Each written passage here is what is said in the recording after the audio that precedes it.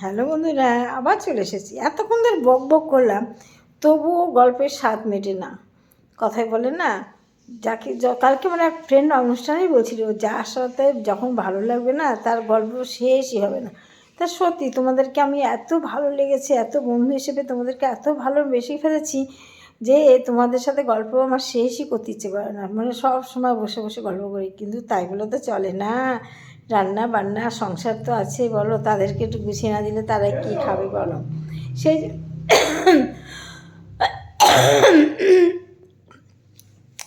সেই জন্য চলে আসলাম তোমাদের সামনে আজকে রাতের মতন সমাপ্ত গল্প দিতে।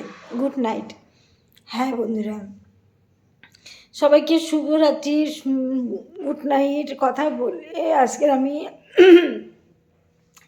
এখানে আজকের মতো অনুষ্ঠান শেষ করলাম। ভালো থেকো, টাটা।